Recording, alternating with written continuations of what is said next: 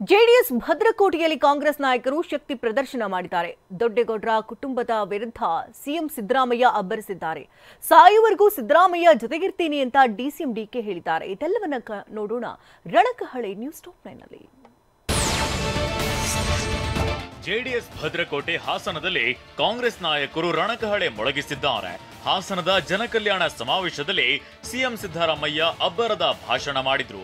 ಗರ್ವಭಂಗ ಮಾಡುತ್ತೇನೆ ಎಂದಿದ್ದ ಮಾಜಿ ಪ್ರಧಾನಿ ಎಚ್.ಡಿ. ದೇವೇಗೌಡರ ವಿರುದ್ಧ ಟಗರು ಗುಡ್ಡೂರು ಹಾಕಿದೆ. ಗರ್ವಭಂಗ ಬಾಳಕ್ ಬಿಡ್ತೀರಾ ನೀವು? ಗರ್ವಭಂಗ ಬಾಳಕ್ ಬಿಡ್ತೀರಾ? ಸಿದ್ದರಾಮಯ್ಯನವರಿಗೆ ದುರಂಕಾರ ಬಂದ್ಬಿಟ್ಟಿದೆ. ಏನು ಹಲ್ಲು ಮುರಿ ಕಚ್ಕೊಂಡು ಕಾಂಗ್ರೆಸ್ ಸರ್ಕಾರವನ್ನ ಕಿತ್ತೋಗಿರಿ. ನಾನು ಹೇಳುದಲ್ಲ, ಮಿಸ್ಟರ್ ದೇವೇಗೌಡ ಹೇಳುದು. ಯಾರೇ ಆಗ್ಲಿ ಕೂಡ ಅವ್ರ ವಯಸ್ಸಿಗೆ ತಕ್ಕ ಮಾತಾಡ್ಬೇಕಲ್ಲ. ಸಿದ್ದರಾಮಯ್ಯನಿಗೆ ಅಹಂ ಬಂದ್ಬಿಟ್ಟಿದೆ. ನಾನು ದೇವೇಗೌಡರಿಂದ ಈ ಮಾತುಗಳನ್ನು ನಿರೀಕ್ಷೆ ಮಾಡಿರಲಿಲ್ಲ. ದೇವೇಗೌಡರೇ ನಿಮ್ಮ ಕಾಲ ಮುಗಿತು ಅಂತ ಸಿದ್ದರಾಮಯ್ಯ ಟಾಂಗ್ ಕೊಟ್ರು. ಕೊನೆ ಉಸಿರು ಇರೋವರೆಗೂ ರಾಜಕೀಯ ಮಾಡಿ, ಆದ್ರೆ ದ್ವೇಷದ ರಾಜಕೀಯ ಮಾಡಬೇಡಿ ಅಂತ ಸಿಎಂ ಅಬ್ಬರಿಸಿದ್ದಾರೆ. ನಿಮ್ ಕಾಲ ಮುಗಿತು ದೇವೇಗೌಡ್ರೆ, ಕೊನೆ ಉಸಿರಿರೋವರೆಗೂ ರಾಜಕೀಯ ಮಾಡ್ತೀವಿ ಅಂತ ಮಾಡಿ. ಪಾಪ ನಂದೇನ್ ತಕರಾರಿಲ್ಲ, ಒಳ್ಳೆ ಆರೋಗ್ಯ ಕೊಡ್ಲಿ ಅವರಿಗೆ, ರಾಜಕೀಯ ಮಾಡಿ ಕೊನೆಯವರಿಗೆ. ಆದ್ರೆ ಈ ದ್ವೇಷದ ರಾಜಕಾರಣವನ್ನ ಮಾಡಬೇಡಿ. ಮಾಜಿ ಪ್ರಧಾನಿ ಎಚ್.ಡಿ. ದೇವೇಗೌಡರಿಗೆ ಮಾತಿನಲ್ಲೂ ಸಿಎಂ ಸಿದ್ದರಾಮಯ್ಯ ತೆವಿದ್ರು. ಇನ್ನೊಬ್ಬರನ್ನು ಮುಗಿಸ್ತೀನಿ ಅಂತ ಹಗೆತನದ ರಾಜಕೀಯ ಮಾಡಬೇಡಿ ಅಂತ ಟಾಂಗ್ ಕೊಟ್ರು. ಹಗೆತನದ ರಾಜಕಾರಣವನ್ನ ಮಾಡಬೇಡಿ, ಇನ್ನೊಬ್ಬರನ್ನ ರಾಜಕೀಯವಾಗಿ ಮುಗಿಸ್ತೇವೆ ಅಂತಕ್ಕಂಥ ಮಾತುಗಳನ್ನ ಆಡಬೇಡಿ ಅಂತಕ್ಕಂಥ ಮಾತುಗಳನ್ನ ಹೇಳಲಿಕ್ಕೆ ಬಯಸ್ತಾ ಇದ್ದೇನೆ. ಕೇಂದ್ರ ಸಚಿವ ಕುಮಾರಸ್ವಾಮಿ ವಿರುದ್ಧ ಸಿಎಂ ಸಿದ್ದರಾಮಯ್ಯ ಗುಡುಗಿದ್ದಾರೆ. 2006ರಲ್ಲಿ ಸಿಎಂ ಆಗಿದ್ದಾಗ ಬಿಎಸ್ವೈಗೆ ಮೋಸ ಮಾಡಿದ್ದು ಕುಮಾರಸ್ವಾಮಿ ಅಂತ ಕಿಡಿಕಾರಿದ್ರು. 2006ರಲ್ಲಿ ಮೊದಲನೇ ಬಾರಿಗೆ ಕುಮಾರಸ್ವಾಮಿ ಮುಖ್ಯಮಂತ್ರಿ ಆದರು. ಆದರೆ ಯಡಿಯೂರಪ್ಪನವರಿಗೆ ಮೋಸ ಮಾಡಿದ್ರು.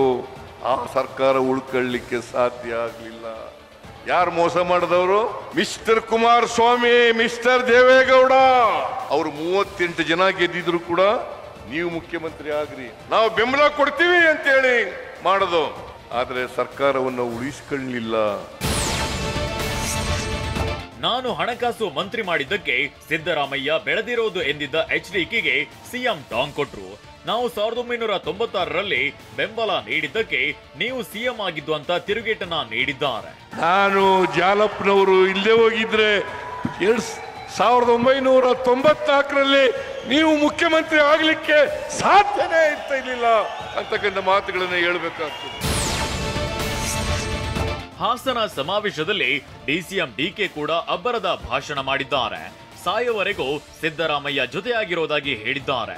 ಈ ಮೂಲಕ ಒಪ್ಪಂದ ಹಾಗೂ ಅಧಿಕಾರ ಹಂಚಿಕೆ ಚರ್ಚೆಗೆ ತೆರೆ ಎಳೆದಿದ್ದಾರೆ.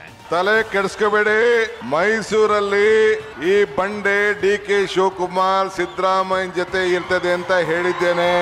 ಈಗೂ ಇರ್ತೀನಿ, ನಾಳೆನೂ ಇರ್ತೀನಿ, ಸಾಯೋವರೆಗೂ ಇರ್ತೀನಿ. ಡಿ.ಕೆ. ಶಿವಕುಮಾರ್ ಗಮನದಲ್ಲಿ ಇಟ್ಕೊಳ್ಳಿ ನೀವು. ಕಾಂಗ್ರೆಸ್ ಸರ್ಕಾರವನ್ನ ಕಿತ್ತೊಗೆಯುವವರೆಗೂ ವಿರಮಿಸಲ್ಲ ಎಂದಿದ್ದ ಎಚ್.ಡಿ. ದೇವೇಗೌಡರಿಗೆ ಡಿಸಿಎಂ ಡಿಕೆಶಿ ಡಿಚ್ಚಿ ಹೊಡೆದ್ರು. ಕಿತ್ತೆಸೆಯಲು ಆಲೂಗಡ್ಡೆ ಗಿಡ ಅಲ್ಲ ಅಂತ ಟಾಂಗ್ ಕೊಟ್ಟಿದ್ದಾರೆ. ದೇವೇಗೌಡ ಹೇಳಿದ್ರು, ನಾವು ಬಿಜೆಪಿ ಇಬ್ರು ಸೇರಿ ಈ ಸರ್ಕಾರ ಕಿತ್ತೆಸಿತೀನಿ ಅಂತಂದ್ರು. ದೇವೇಗೌಡ್ರೆ, ಹಾಸನದಲ್ಲಿ ಬೆಳೆಯುವಂತ ಆಲೂಗಡ್ಡೆ ಗಿಡ ಅಲ್ಲ, ಇಲ್ಲ ಅಂದ್ರೆ ಕಡ್ಲೆಕಾಯಿ ಗಿಡ ಅಲ್ಲ ಕಿತ್ತಾಕಕ್ಕೆ. 138 ಶಾಸಕರಂತ ಜನ ಬೆಂಬಲದ ಇದೊಂದು ಸರ್ಕಾರ.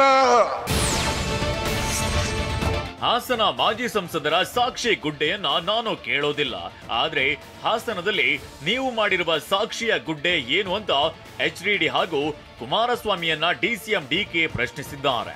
ಎಲೆಕ್ಷನ್ ಟೈಮಲ್ಲಿ ಕಣ್ಣೀರ್ ಹಾಕ್ತಿದ್ರಿ, ನಾನು ನಿಮ್ಮ ಸಾಕ್ಷಿ ಗುಡ್ಡೆ ಏನು ಅಂತ ಕೇಳಕ್ಕೆ. ನಿಮ್ಮ ದೇವೇಗೌಡರ ಸಾಕ್ಷಿ ಗುಡ್ಡೆ ಈ ಹಾಸನದಲ್ಲಿ, ಈ ರಾಜ್ಯದಲ್ಲಿ ಏನು ಅಂತ ಕೇಳಲಿಕ್ಕೆ ನಾನು ಏನು ಅಂತ ನಿಮ್ಗೆ ಬಯಸ್ತಾ ಇದ್ದೀನಿ. ಅದಕ್ಕೆ ತಾವು ಉತ್ತರ ಕೊಡಬೇಕು ಅಂತ ನಾನು ಒತ್ತಾಯವನ್ನು ಮಾಡ್ತಾ ಇದ್ದೀನಿ. ಈ ಹಾಸನದ ಇತಿಹಾಸ ನೋಡಿದ್ರೆ ನನಗೆ ಬಹಳ ನೋವಾಗುತ್ತೆ.